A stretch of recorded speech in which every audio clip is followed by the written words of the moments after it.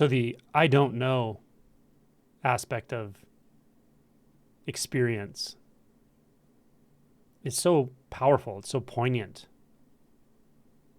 Why? Because what do you really know? Any conclusion you can make about this moment, any conclusion you can make about yourself, what form does that come in?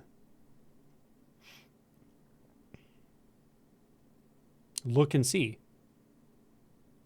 If you know reality is this way or reality is that way, what form does that knowing come in? Where is it available? That type of knowing. Where is it not available? So for instance, if you reference the sound field right now, just what's heard, is there something there that you know for certain, such that you can state it? Sound is like this, sound is like that. The hearer is over here, the sound is over there. All of these sorts of statements are conclusions. They're statements about, but they're not the sound. They're not the sound. So when there's just the sound, then the not knowing is obvious.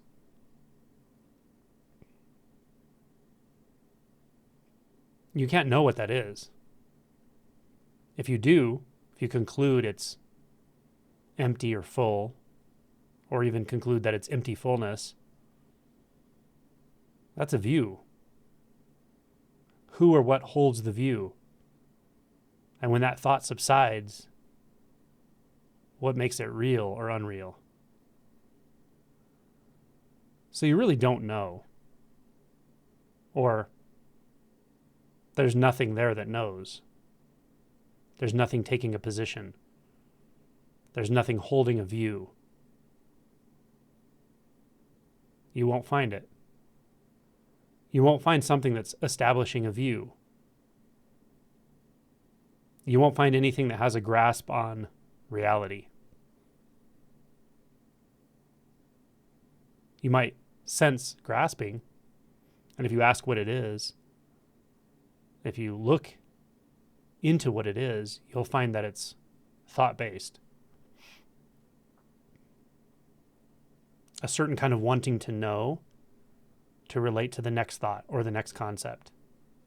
It's trying to stabilize something.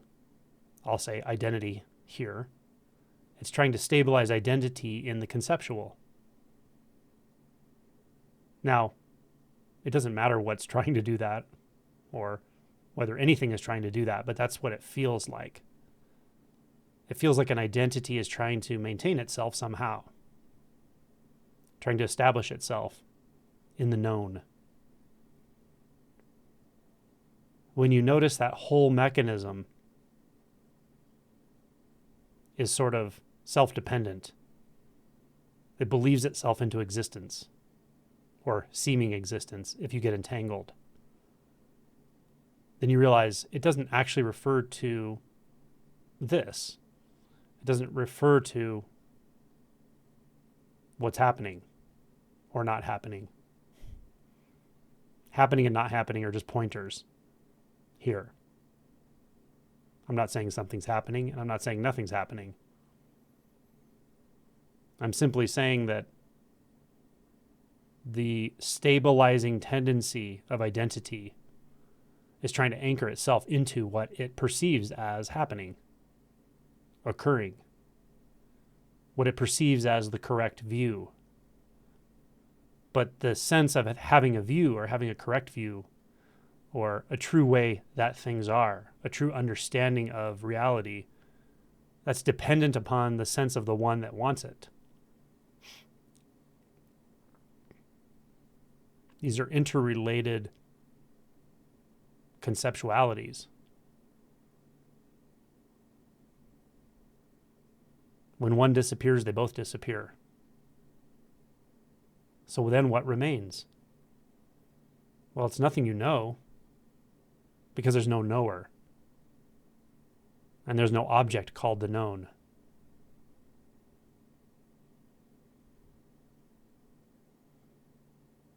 So it's sort of an unknowing, a vastly freeing unknowing.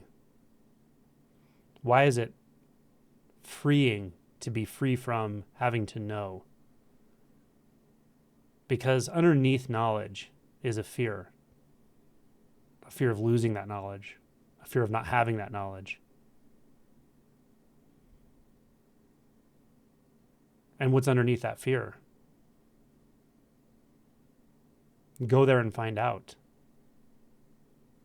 It's a gateway, portal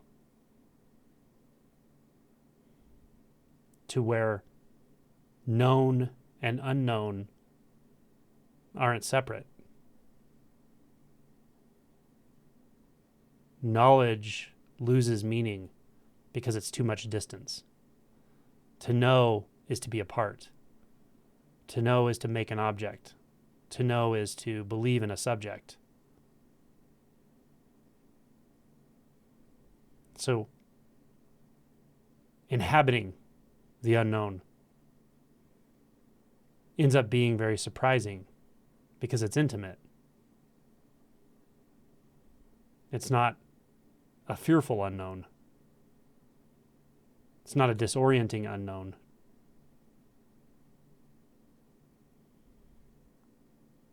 It's just what's right in front of your face.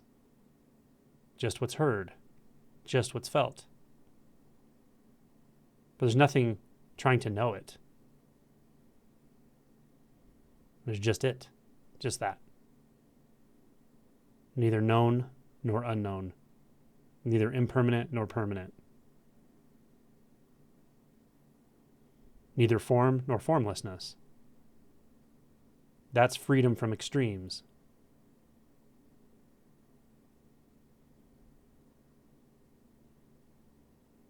But the unknown, the willingness to unknow, the willingness to let go of your views, your agendas, your attachment to conceptual knowledge is key.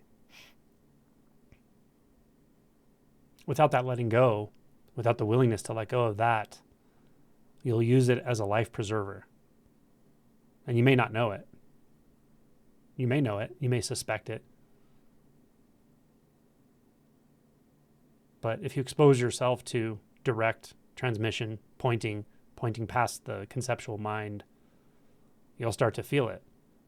You'll start to feel that something does want to hold on to the conceptual, and that something can actually let go in a big way.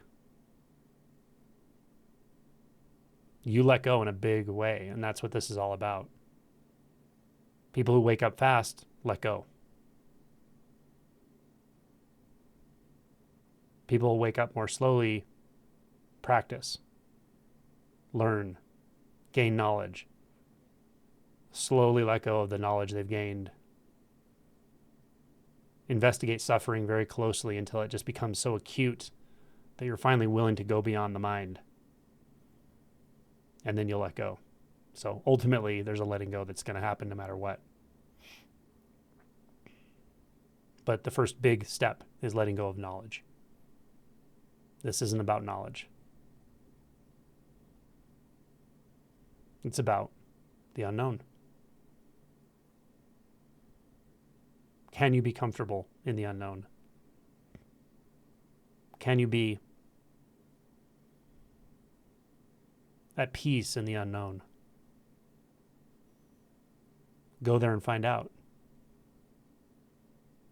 Can you find truth in the unknown? Truth beyond the known.